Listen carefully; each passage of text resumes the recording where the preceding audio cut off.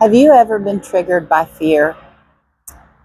I mean, like something hit you and you just made a crazy decision and your heart started pounding and you felt like something was chasing you and you felt like you needed to hide and you felt like I've got to do something and I've got to react hard and fast now. Yeah, that's a fear trigger. So let's talk about how to get through those fear triggers, what causes them, and what you can do about them. I'm Stephanie Lamangelo. I'm a nurse practitioner, a functional medicine provider, and an elite transformation coach. I want to share with you today, not out of any of those specialties, I want to share with you about my own trigger that I just experienced and how I walked myself through it.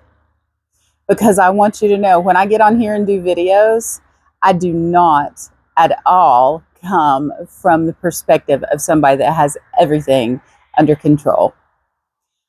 I come from the perspective of having some education and experiences in certain areas, and I want to share those with you because I've shared them with my patients and it's helped them. But today, I'm just telling you, I totally got triggered today. So this is what happened. I posted a video about never say, this is just who I am. Because I believe what you're saying, truly saying, is this is how I'm allowing myself to be. Because I don't believe anybody has to be stuck in one way and that you have to believe that's just the way you are. Fine. It's out there. People are looking at it. Some people like it. So somebody commented today on my video. This was their comment. You ready for it? Do you have children? What? Do I have children? You're going to ask me about my children? You are obviously a pedophile. You are a pedophile and you are trying to find out if I have children so you can come after my children. And yes, I have children, but you're not coming after them because I'm going to protect them. I'm going underground. We're not doing this. Shutting down the channel, shutting down everything. We've got to move. Somebody knows our address and somebody is after my children. That sound familiar? Little bit of a fear trigger. So after that, then I was like, maybe they're not a pedophile. They're not a pedophile, but why did they ask me about children? I know what it is. They think if I don't have children, that I have no right to say what I said. And they're going to say to me, well, if you had children, you would know that sometimes it's just the way you are because sometimes you're born that way. And I went off on that whole fear thing. Because that's fear for me. The first one was fear for my children. Second one was fear of me being rejected or of me being wrong or somebody thinking that I'm being wrong. Maybe I'm the only one that reacts this way, but I know at least one other person that does. It might be you. I'm just saying. I wasn't completely talking about you, but if it feels like you've ever gone down that road, let's talk about that for a minute. The reason we call them triggers is because something hits us, and it hits us in the place that causes an explosion, right? It causes an immediate, hard, fast reaction that cannot be turned around. If you pull the trigger on a gun, you cannot suck that bullet back into the gun. There's a bee trying to dive bomb me, so if you see me swatting, I'm just letting you know. You cannot suck that bullet back into the gun. Triggers, think about what triggers are for. They're to cause a reaction, right? So that's why we call them triggers. And the great thing about triggers is that they will tell you exactly the places that you need to work on in your life. For me, I have to fight being afraid that someone's going to hurt my children. Absolutely, that's something that I deal with a lot. I've also dealt with a lot of rejection in my life and perceived rejection. And when I say that, I mean I perceived that I was being rejected, but it wasn't true. But I didn't get to the bottom of things deep enough to know I truly wasn't being rejected. And so then I made things a whole lot worse and ultimately probably got rejected. Not because people wanted to reject me, but because I might have been acting a little crazy. Just going to throw that out there. So, fear for my children, fear of rejection for me. That's what my two triggers were today. But it's fear, right? So, as I was processing all of this, I did what any reasonable person would do. I deleted the comments. I did. Because I thought to myself, I don't have to deal with this rejecting pedophile. I don't know who you are that I got rid of your comments. You know, it's internet. You might be a pedophile. Probably not. I apologize in advance. Anyway. So yeah, so let's talk about that. Let's talk about how, because of where the comment came from. It came through the internet. So I don't know you. I'm not looking you in the face. I'm not doing any of those things. But let me tell you about an interaction I had yesterday. I went into CVS and I was buying Easter candy or buying candy. And the woman said, "Oh, are your kids getting ready for Easter?" I did not accuse her of being a pedophile. I did not accuse her of trying to stalk my children. No. You know what I said? I said, "Well, we don't do much, but we're going to go to the rodeo later." And we had this whole conversation about the rodeo and that kind of stuff. Not once did I think she was being inappropriate by referencing my children, but because the source of this comment came through the internet, which, let's be real, can be a very dangerous place for children, that automatically triggered me. Here's the other thing. I have gone through forensic training for a child advocacy center.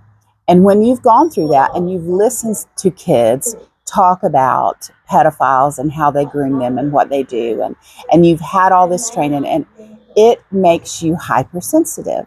So that was my response because it was coming through the internet. Now, if some random man comes up to me and asks me if I have kids, I'm probably not going to answer him because it's a little strange. But it's in context, right? Our fears are a lot of time in context with what we are putting out there, like what we are already assuming. I'm already assuming that the internet is more dangerous than the woman at CVS, right? But then, in all fairness, part of why I didn't start this channel years ago when I felt like I was supposed to was because of my fear of rejection. Fear of rejection has kept me from doing a lot of things in my life. So if the man that said this, or the woman, I don't know, the name was Sam, it could have been either, wasn't a pedophile, then they were obviously rejecting me and they were going to try to slam me, and I was going to shut the door on them before they could do any of that. I don't want to be that person. I don't want to be that person at all. So I identified my fears, okay? I identified my inappropriate reactions. I would say crazy, but some people may get offended by that. But I'm not calling you crazy. I'm just saying that my actions were inappropriate for the context. And then I thought through it. So let's talk about how you can apply that to your life. First of all, giving yourself just a little bit of time before you react, especially in these situations. Now, if somebody is right in your face and threatening you, I get that you can be triggered and you can go after them, or you can, and you know, it's harder that's a different situation. But in this situation, it was somebody in Timbuktu, for all I know, on the other side of the world from me, that had no evil thoughts toward my demise or the demise of my children. There was no immediate threat, but I felt an immediate threat. And that's what triggers will do, make you feel an immediate threat. But you need to stop when you're getting triggered, and you need to ask yourself, am I in immediate danger? If you are, then respond the best that you know how to respond. But if you're not in immediate danger, do not respond as I did. Okay? So first of all, give yourself some time. Ask, am I in immediate danger? Okay. If you're not, then let's think through this next one. What did that touch in me? It touched my fear for my children and my insecurities. So that tells me I still have a big wounded place there. I still have places that I need to work on there. And so thank you to whoever did that comment, because I know that I need to take that and I need to look a little bit deeper. Why do I have fear about my children?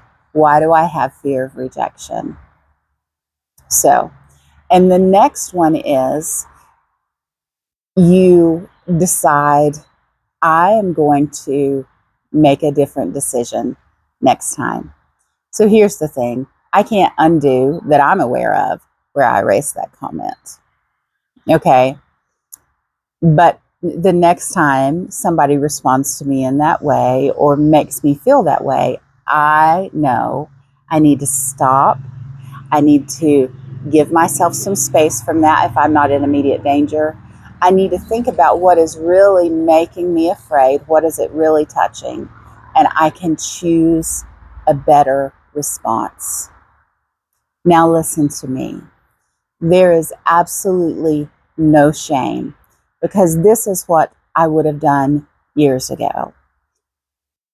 I would have overreacted. I would have made things a lot worse. Then I would have, in shame and fear, tried to fix them, which always made it worse. And then I would go into more shame about the situation, and I wouldn't talk to anybody about it. So what I am doing right now is therapy for me, because I am putting myself out there. I'm putting my fear out there. I'm putting my mistake out there so you can learn from it. I'm sure that I will get triggered again, and I'm sure that you will have triggers. But I hope these steps will help you process through them, and that you will begin not to be ashamed. You never want shame. You never have to take shame, but just say, oh, this is a place that I can improve my life. This is a place that I need healing. This is a place where I need to go and find whoever that safe person is and talk to them about, why does this trigger me? Where does this come from? Because our fears and our triggers are rarely what you really think they are. It's usually something deeper or different than what the obvious thing is. So take some time to think about what triggers you, what makes you really mad or really afraid, or what makes you have that crazy reaction. Talking about myself, I'm not calling you crazy, I'm talking about myself. What makes you have that crazy reaction? Because that is you being triggered. And we don't like to admit that it happens. I'm going to give you one more example of a thing that I did and how I worked my way through it. I was so proud of myself. So both of my boys play soccer. My oldest son is at the age where he has to learn all the different positions, and they have a certain position. My youngest is still in the everybody goes everywhere and, kind of soccer. So, and they are in a soccer league that is supposed to just be, they don't keep score, which I don't necessarily believe that you have to be that way. I grew up participating in sports where you kept score, but this whole league is about just teaching you to play, right? We're not going to keep score. All of the kids do. Most of the, anyway. So my son has this new coach, and he started him out, and then he's now playing a whole hour. The games are a whole hour. So he played for like 3 minutes, and then he sat him down for the whole first half. Now, it's not like they have a huge team. He was subbing people in and out. I could hear my son asking him, when are you going to put me back in? Am I going back in? And I was getting more and more and more upset.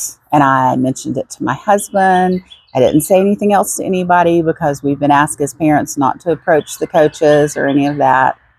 But I was getting so offended because of my rejection issue. And I was like, they are rejecting my son. This is supposed to be a league where everybody gets to play equally. This is ridiculous. Who does that coach think he is? My poor son is over there thinking, what have I done wrong? What's wrong with me? Why doesn't anybody love me? Why doesn't anybody like me? Why can't I play soccer? I had this whole thing going on in my mind so much that I was outside I was smiling and yay, but inside I was in turmoil. And I was like, how am I going to explain to my son why his coach did this to him? And how am I going to navigate all of this? And I made several comments to my husband, and to his, I can't think of the word that I'm looking for. He had good sense and I didn't. That's not the phrase that I'm looking for. To his credit, thank you, whoever sent those vibes to me. To his credit, he was like, Steph, just calm down. Ironically, I'm usually the one saying that, but this time he was the one saying, Steph, just calm down. So, they had the halftime, whatever it's called in soccer, and my son played a lot in the second half of the game. And after the game was over, I said to him, so what did you think about that game? Because it was his very first game. And he was like, it was good. I mean, I felt like we played really good. I think we won, because the kids absolutely do keep score. So after we had the conversation about you're not supposed to be keeping score, I was like, so what do you think about your coach? And he was like, he's nice. And I was like, okay. And I realized that the whole scenario I had made up in my mind because of my rejection and what I was putting on him. So here's the last thing. Don't let your triggers don't put your triggers on other people, okay? Rejection is a trigger for me. And I was putting it on my son, and I was making up this whole story in my mind of how horrible he felt. He felt none of that. He paid attention to none of it. And luckily, thanks to my husband and thanks to the Holy Spirit within me, and learning when I start feeling that way to start identifying, why do I feel this way? What is it telling me about myself? Then I was able to talk through that. And by the time we got home, I was totally fine. Now, it ruined the game for me and probably mildly irritated my husband. But I was totally fine, and I didn't bring my son into my drama. So that's just another place that I wanted to point out how your triggers can cause all kinds of issues for everybody that's close to you if you're not working through them. Now, I believe that you can work through them. I believe that you can do this. We are all human. There is no shame about having triggers, but don't stay where you are, because those things are keeping you from being the real you. Okay? Now, resources that I have used to help me through this type of thing and to identify this type of thing. First of all, the one that has absolutely changed my life is called Living Fearlessly by Jamie Winship. Love, love, love that book. Have been working through it for about 2.5 years now, rereading and writing, and it has made such an impact on me. Other books that I absolutely love that will help you identify triggers: When the Body Keeps the Score. I think, yes, When the Body Keeps the Score, which is really good, by Bessel van der Kolk, something like that. Don't quote me on that. And there's another really good book that may help you identify some triggers, and it's called The Emotional Incest Syndrome. And you might want to look that up. I forgot who wrote it, but it's a really good book about learning how to be where you're supposed to be emotionally, and learning how to deal with it if you have had someone overstep your emotional boundaries in the past. We're not talking about physical incest, we're talking about emotional boundaries here. I know it's a very powerful title, but don't let that scare you away. It's an amazing book. If you have found any of this helpful, please like and subscribe to my channel so that you can get my newest content when it comes out. I so appreciate your time. I pray that you will walk in freedom and be exactly who you have been created to be. Until next time, be blessed.